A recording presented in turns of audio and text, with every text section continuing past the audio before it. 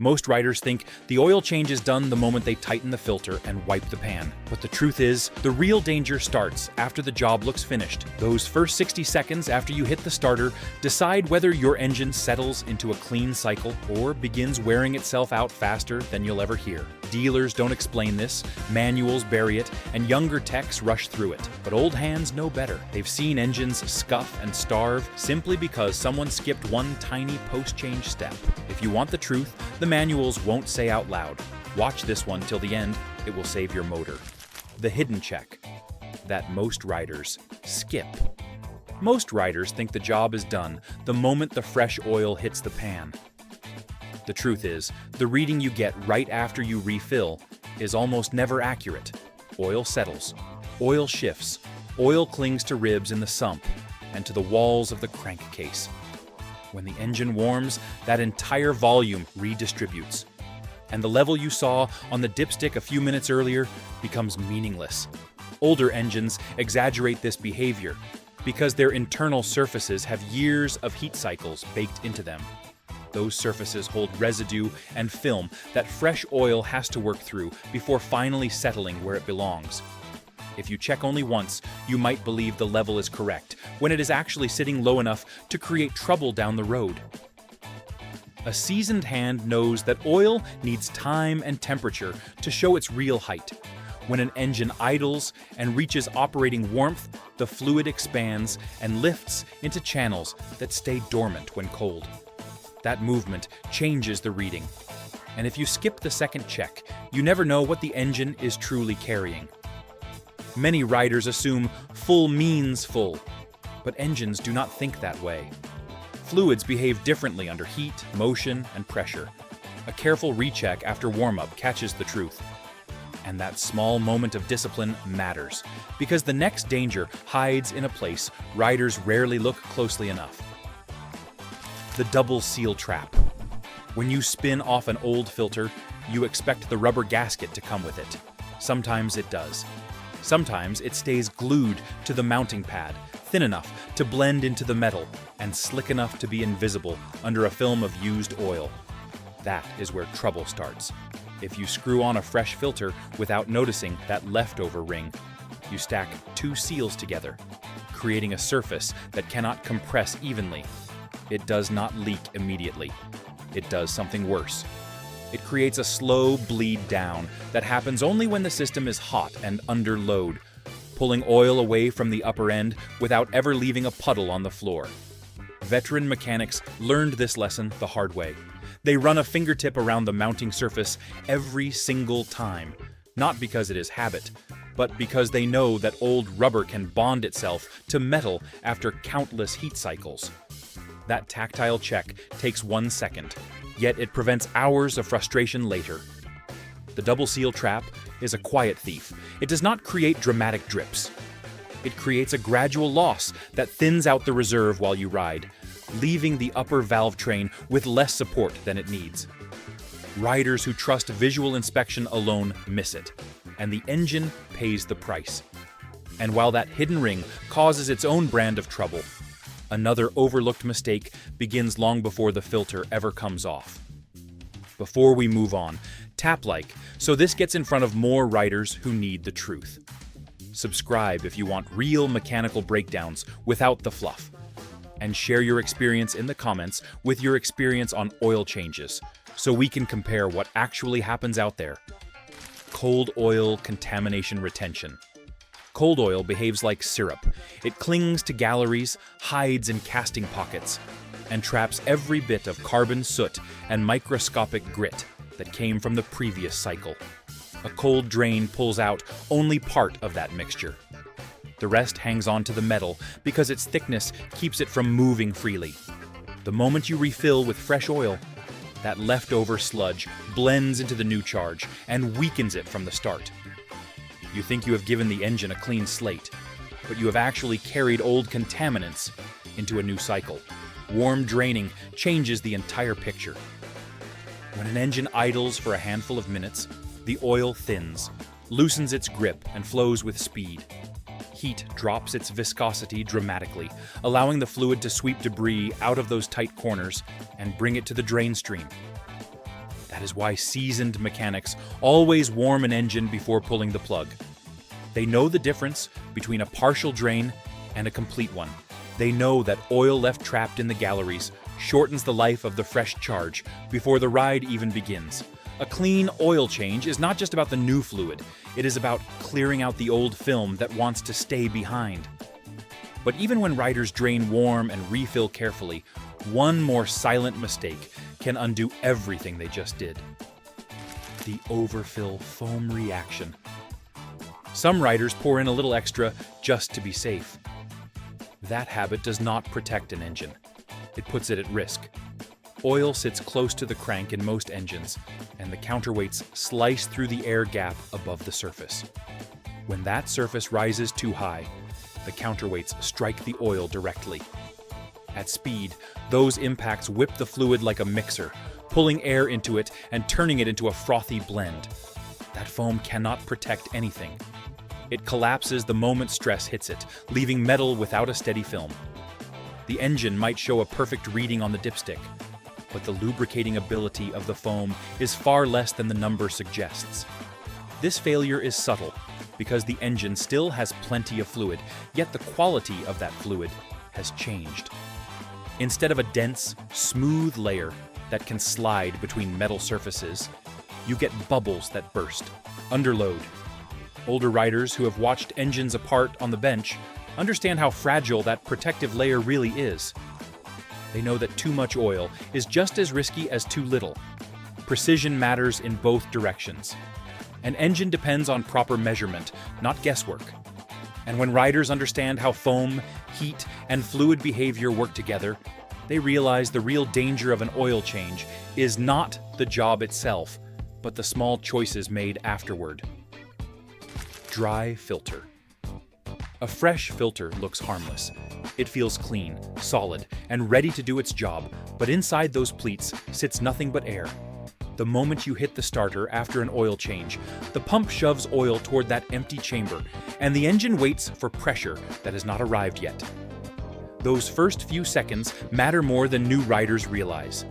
A dry filter delays lubrication, and that delay reaches the top end before anything else. Older flat-tappet engines are especially sensitive because their contact surfaces rely on a steady film that forms the moment the crank begins to turn. When the filter is empty, that film does not appear quickly enough, and the result is a light scuffing that you never hear, but the metal remembers. Seasoned mechanics learned long ago that pre-wetting a filter saves an engine from unnecessary punishment.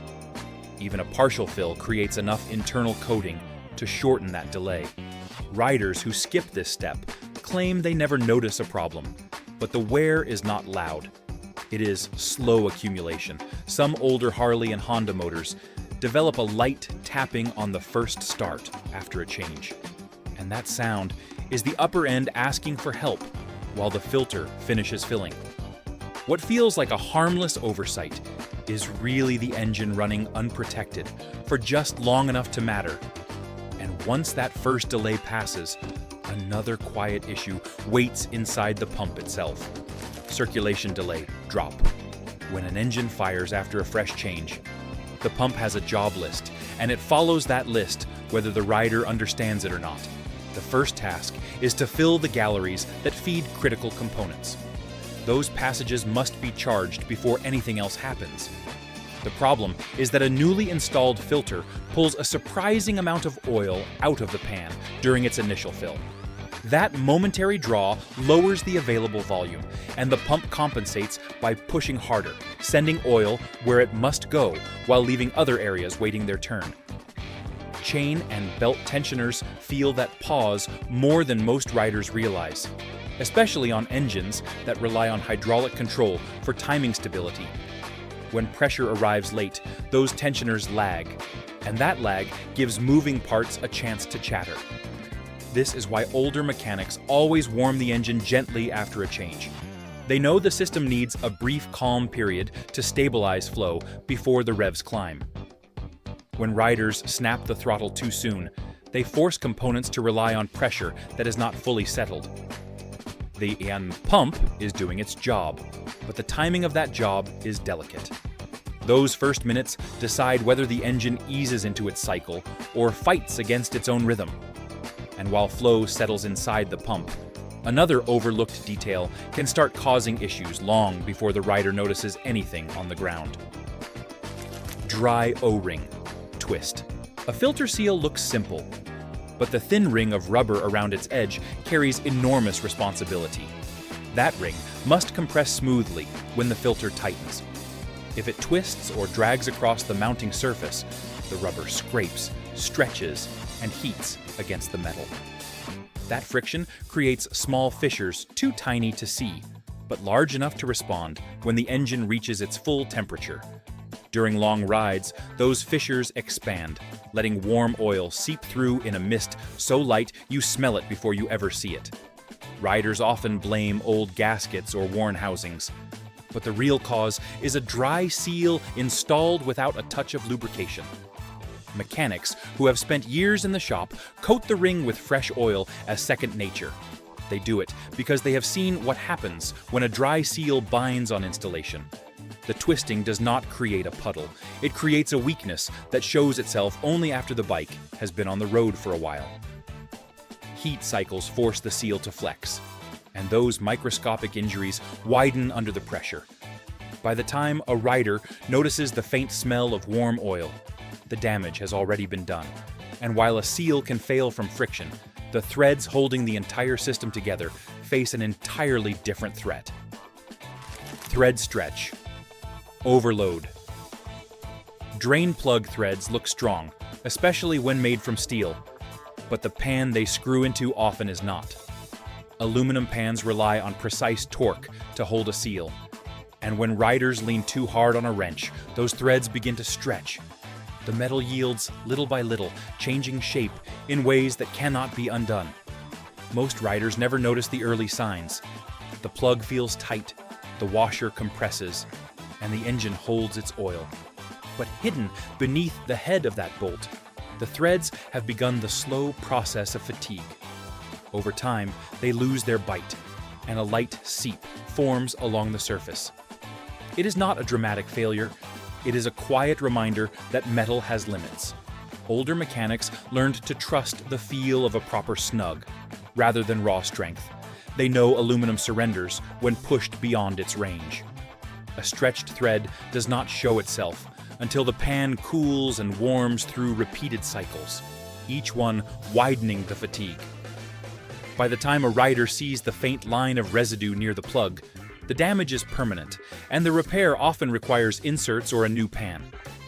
Respecting torque is not about caution. It is about preserving the structure that keeps the engine sealed. And once these first startup dangers are understood, a rider sees that the real enemy is not the oil change, but the moments that follow. Ignoring the monitoring system. Riders who grew up before modern sensors often dismiss the oil life alert as another dashboard nag. But that warning does not measure mileage. It measures stress. It reads how many cold starts the engine endured, how often fuel dilution thinned the oil, how many short hops failed to burn off moisture, and how temperature cycles hammered the additive package until its chemistry started failing. When the alert finally pops up, it is telling you the oil can no longer neutralize the acids forming inside the crankcase. That chemical shift happens long before the oil looks dirty or smells burnt. You might think you have miles left, but the base number has already collapsed, and nothing inside the engine can slow that slide. Veteran riders understand that old instincts do not always match modern engineering. The oil in older machines lasted longer because the engines ran hotter, cleaner, and simpler. Modern systems create different stress patterns. When the alert triggers, it is not judging your riding style. It is protecting the chemistry that shields every moving part from corrosive buildup. Waiting another week or another ride might feel harmless, but every heat cycle after the alert increases the acid load. That is not wear and not starvation. It is chemical breakdown taking hold, quiet but steady. And once the oil has faced real temperature, another subtle shift can happen without any warning at all. The forgotten post-drive recheck. Most riders think checking oil after idle is enough, But a real ride changes the whole picture. When the engine reaches full operating heat, the oil thins, expands, and climbs deeper into the upper casting pockets. That expansion increases total volume, and when the bike sits afterward, the new level is not the same one you saw earlier. Touring engines from past decades exaggerate this behavior because their cases hold more surface area and more internal pockets where warm oil can settle. When riders refill to the mark, ride, and never recheck, they might unknowingly push the level above the safe window. It does not aerate at that point, but it raises the potential for unwanted pressure against the seals on the next cycle. Old-school mechanics always take one last reading after the first genuine road heat. They know idle warmth is not the same as a full-load highway session.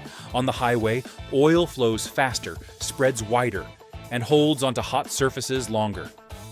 When the bike is parked afterward, the oil that drains back gives a truer reading.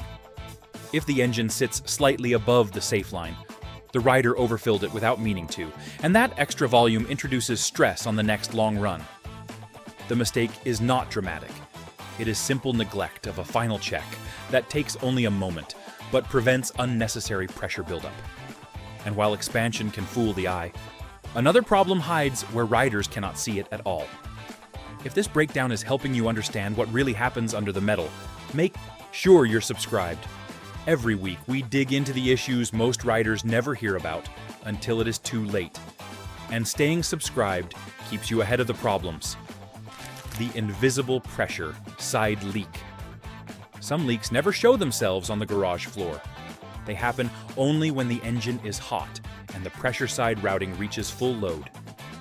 The seals in those lines expand differently under heat, and a small flaw becomes a tiny mist that escapes only when the system faces real pressure. Riders do not see drops. They catch a faint scent of warm oil drifting past the frame during a stop. Newer riders often ignore it or blame residue from a spill, but seasoned hands know the smell of a live seep.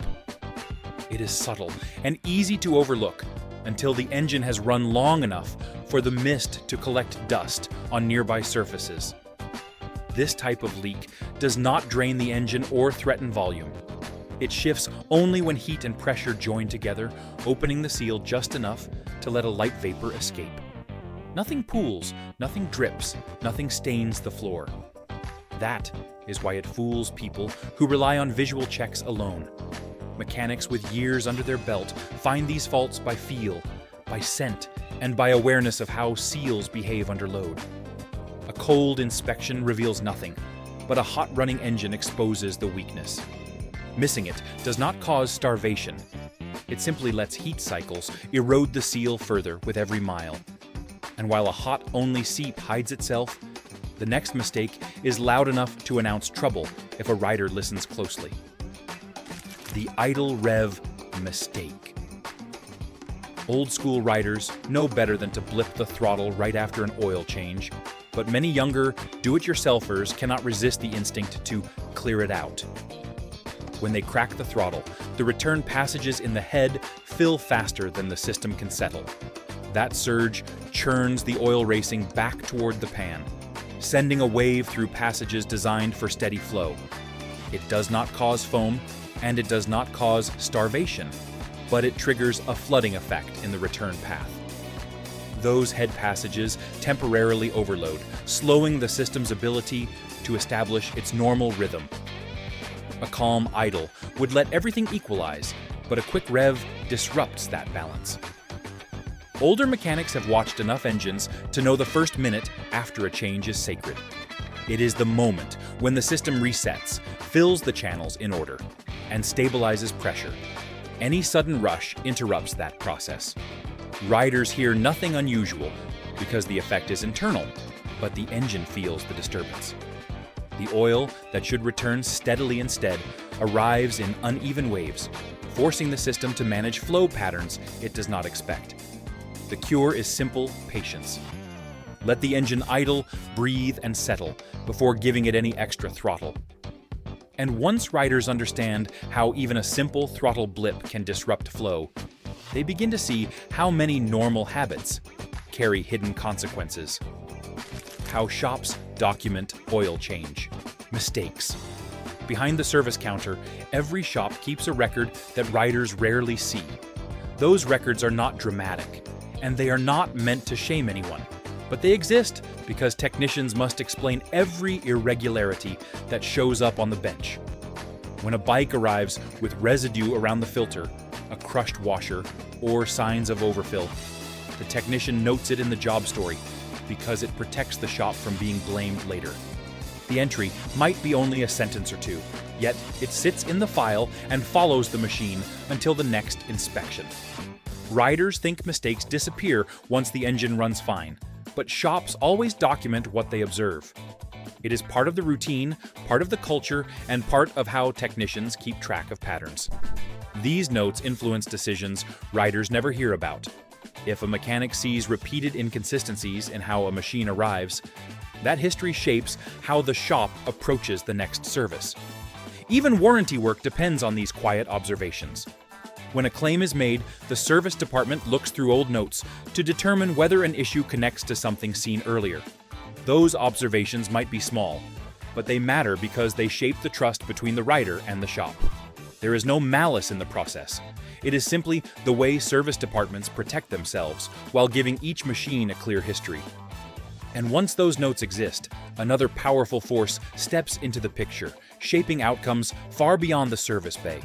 Insurance and warranty pushback. Insurance carriers and warranty companies rely on paperwork more than anything else. They do not see the bike, feel the engine, or talk with the rider. They only process documents, timestamps, and technician notes. When a claim involving lubrication, overheating, or pressure irregularity arrives, they search for anything suggesting the maintenance record is incomplete. A single missing receipt or an unclear timestamp provides enough leverage for them to deny coverage. Riders think these decisions are personal, but the companies work strictly within the language of the policy. If an oil change was performed without the proper note, or if the interval does not match what the manufacturer expects, the claim faces immediate scrutiny. This is where frustration builds. A small oversight becomes a barrier, and the rider feels trapped behind a wall of fine print. The corporation points to the policy. The rider points to real-world experience. The two perspectives never align, and the process grinds forward with no sympathy. Warranty investigators look for anything that shifts responsibility away from the company. Without clear documentation, even a minor service inconsistency can turn into grounds for rejection. That is why seasoned riders always keep their receipts and keep their records organized.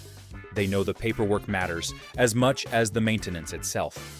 And as those documents accumulate, their influence reaches farther than claims alone. They shape the value of a machine when it enters the marketplace, the market ripple. When a bike reaches the used market, the first thing dealers inspect is the service history. They check for patterns, gaps, and inconsistencies. If the history looks uneven, they reduce the trade-in offer because they assume the machine carries risk. A sloppy oil change, even if harmless, creates visual evidence that a dealer cannot ignore. They do not gamble when buying used inventory. They look for signs of discipline in how the machine was treated.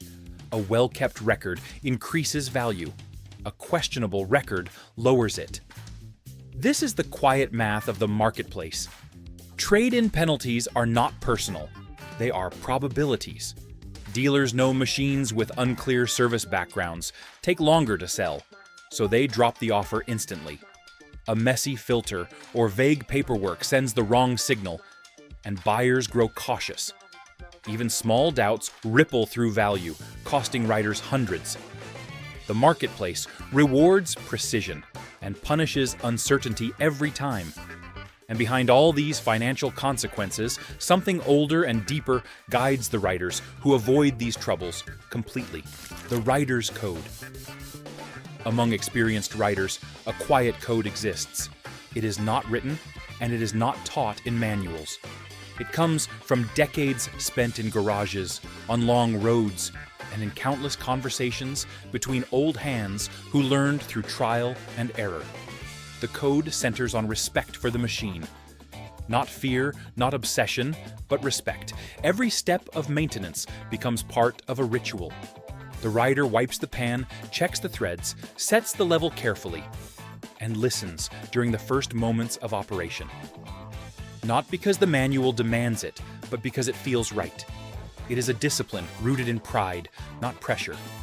Riders know longevity comes from disciplined habits, not luck. A machine reflects the attention it receives, and shortcuts always cost more later. Engines last because the rider's mindset lasts, built on patience, awareness, and responsibility.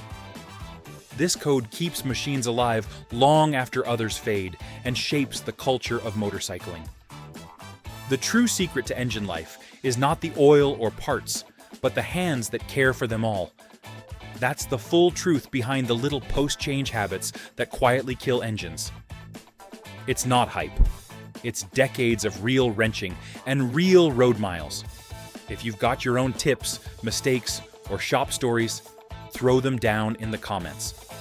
If you got value out of this one, tap that like button and make sure you're subscribed. We've got more straight talk, more mechanical breakdowns, and more hard-earned lessons coming up.